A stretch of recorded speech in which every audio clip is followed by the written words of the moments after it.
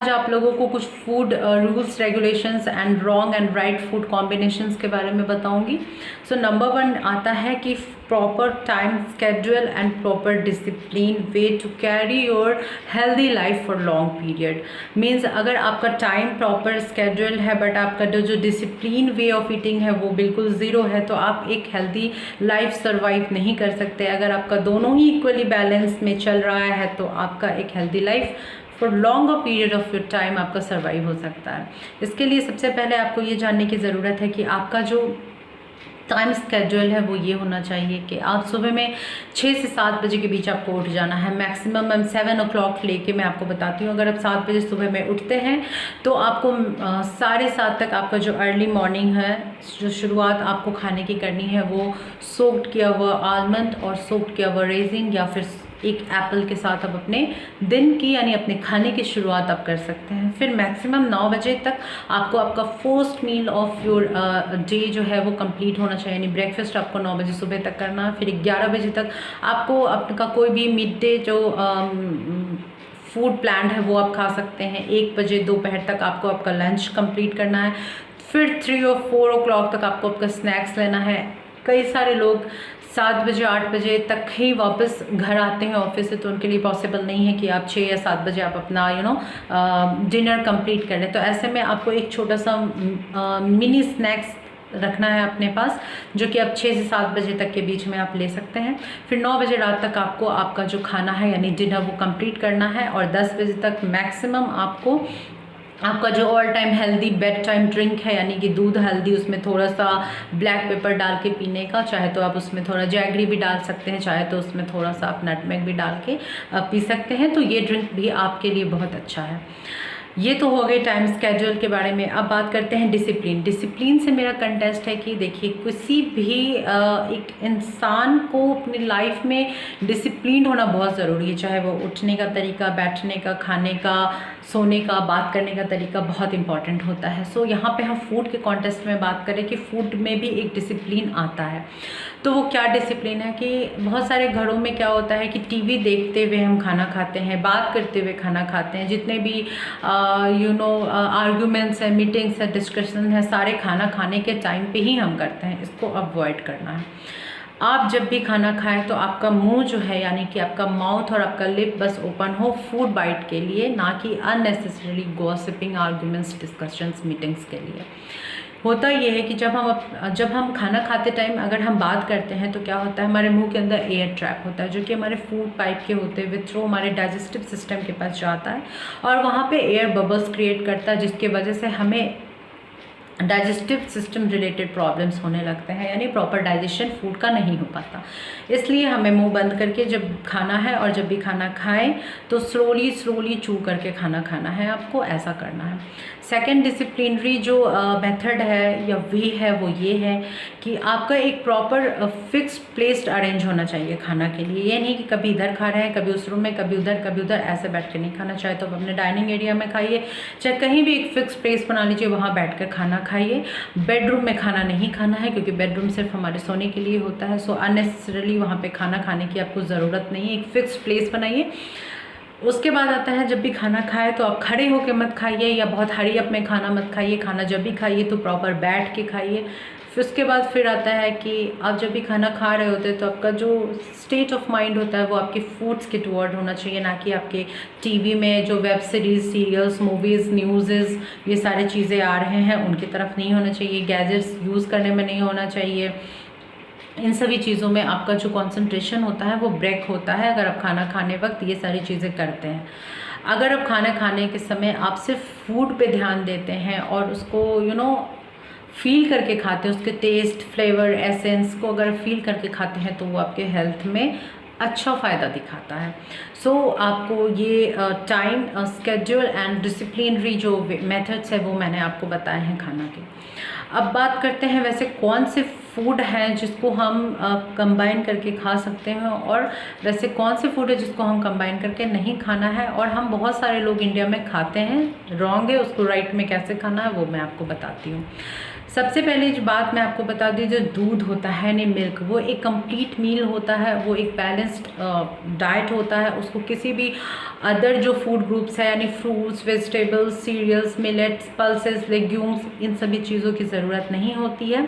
सो जब भी आप दूध पीते हैं तो उसमें 5 स्पाइसेस आप ऐड करके पी सकते हैं। Turmeric, cinnamon, black pepper, cardamom और फिर नटमेग, आप ये मिक्स करके खा सकते हैं। चाहे तो आप जैगरी भी मिक्स करके खा सकते हैं, उसके लिए मैंने एक अलग वीडियो भी बनाया है। बट आप कोशिश कीजिए कि किसी भी सॉलिड फूड के साथ आपको मिल्क को कंबाइन नहीं करना है। नंबर 1 आती है रॉन्ग जो हैबिट है हमारे फूड की, ट्रेडिशनल है बट वो मेरे हिसाब से और स्टडीज़ के हिसाब से भी गलत है। दूध वाली चाय यानी मिल्क टी जो हम पीते हैं वो नहीं पीना चाहिए। क्यों? क्योंकि टी लीव्स के अंदर कैटेजिन प्रेजेंट होते हैं, टैनिन्स प्रेजेंट होते हैं, उसके एंटीऑक्सीडेंट्स प्रॉपर्टीज़ प्रेजेंट होती है। तो जब हम मिल्क को इसके साथ कंबाइन करते हैं तो सारे प्रॉपर्टीज़ होते हैं वो वैनिश हो जाते हैं। आपके बॉडी में प्रॉपर कैल्शियम आयन का एब्जॉर्प्शन नहीं हो पाता है जब हम दूध वाली चाय पीते हैं। तो अब ऐसे में आपको क्या करना है, 2 प्रॉब्लम आएगी। पहली प्रॉब्लम तो ये आएगी कि अगर आप हैबिचुएटेड है तो आपको आपके अंदर चेंजेस लाने हैं इस बेसिक फैक्ट को समझ के। सेकंड जो है, हमारे घर में अगर बड़े बुजुर्ग हैं तो आप उनको मना नहीं कर सकते, आप उनको ये हैबिट नहीं अडॉप्ट करवा सकते और शायद वो कर भी ना पाए। तो ऐसे में आपको क्या करना है कि अगर आप 1 कप मिल्क में अगर उनकी चाय बना रहे होते हैं तो रिड्यूस करके आप उसको 1/4 कप मिल्क कर दीजिए और फिर उनको चाय बना के दीजिए। अब जो हम टीनेजर्स नहीं पीना चाहिए, अगर एडल्ट्स अगर आप लेते हैं या आप हैबिचुएटेड है तो आप ट्राई कीजिए ब्लैक टी पीने का, यानी आप चाय की पत्ती पानी में डाल के बॉईल कर लीजिए और उसमें चाहे तो आप थोड़ा सा हनी को मिला के आप पी सकते हैं।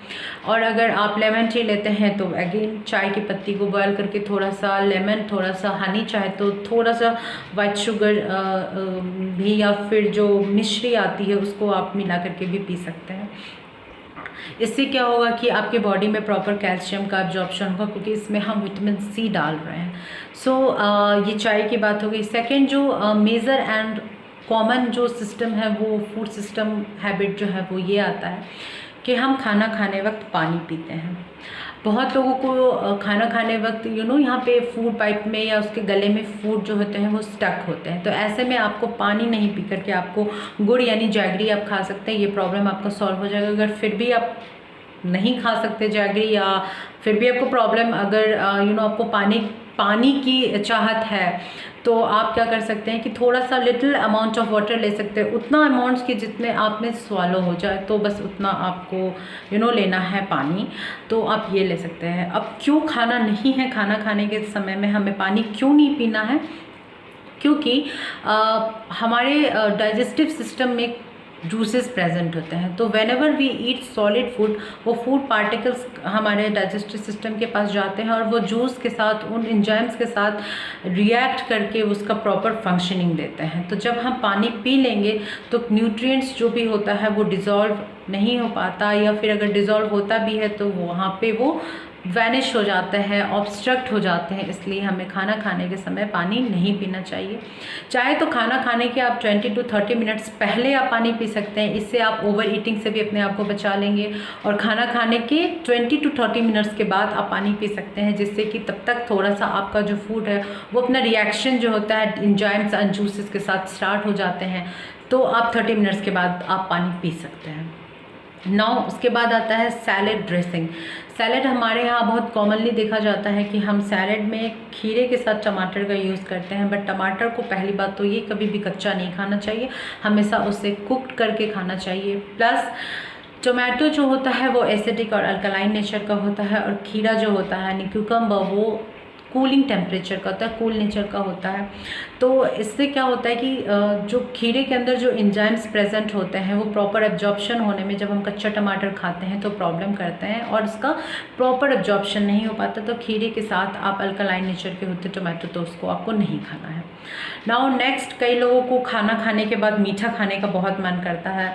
सभी को करता है, और इंडिया में तो ट्रेंड है खाना खाने के बाद हम मीठा ज़रूर सर्व करते हैं। उसमें हम क्या करते हैं, पैकेज्ड स्वीट्स आइटम दे देते हैं या फ्रूट्स काट के हम दे देते हैं। तो ये भी गलत प्रोसेस है, क्योंकि फ्रूट खाने का अपना एक टाइम फिक्स है। लाइक आप मॉर्निंग में खा सकते हैं, खाना खाने के 1 घंटे पहले खा सकते हैं, खाना खाने के 1 घंटे के बाद खा सकते हैं, मगर खाना खाने के साथ या खाना खाने के तुरंत बाद हम फ्रूट अवॉइड करते हैं, क्योंकि फ्रूट में वाटर सोल्यूबल विटामिन्स होता है, जो कि हमारे जब हम सॉलिड फूड खा रहे होते हैं तो उसके प्रॉपर डाइजेशन अब्जॉर्प्शन होने में प्रॉब्लम करता है, क्योंकि इसमें वाटर कंटेंट इतना हो जाता है कि जो भी न्यूट्रिएंट्स का प्रॉपर डाइजेशन अब्जॉर्प्शन एस्टिमुलेशन होना होता है वो डिस्टर्ब हो जाता है। सो आप कभी भी खाना खाने के साथ फ्रूट नहीं खाएं। खाना खाने के बाद अगर आपको मीठा खाने का मन करता है तो आप चाहे तो थोड़ा सा जैगरी में 1 to 2 ड्रॉप्स आप घी को मिला करके खा सकते हैं। चाहे तो आप सिंपल एक जैगरी का छोटा सा बोल्स या थोड़ा सा जैगरी भी आप खा सकते हैं।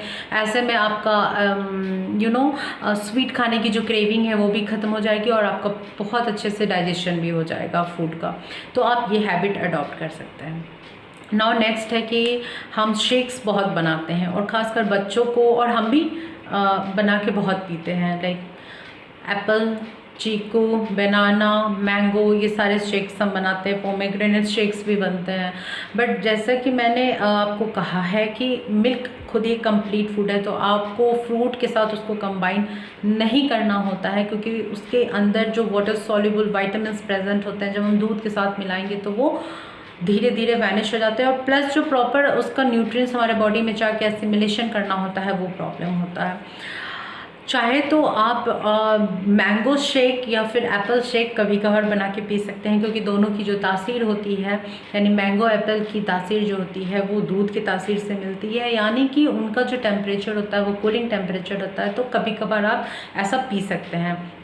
बट आप बनाना के साथ यानी केले के साथ आप दूध को कभी भी कंबाइन करके मत पीजिए, क्योंकि जब आप केला को दूध के साथ कंबाइन करते हैं तो टॉक्सिन क्रिएट होता है हमारे बॉडी में, और उसका जब हम केला खाते हैं तो वो सार नेचर का होता है, यानी खट्टे नेचर का होता है, और उसके साथ अगर हम दूध पी रहे हैं तो खट्टा जो क्या करता है, मिल्क को कर्डर कर देता है, यानी फट जाता है वो अंदर, और उसका प्रॉपर टॉक्सिन क्रिएट होता है और प्रॉपर उसका फंक्शन नहीं हो पाता।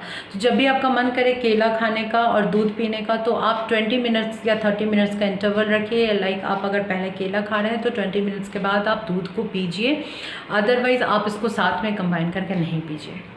अब बात आता है एनिमल प्रोडक्ट्स।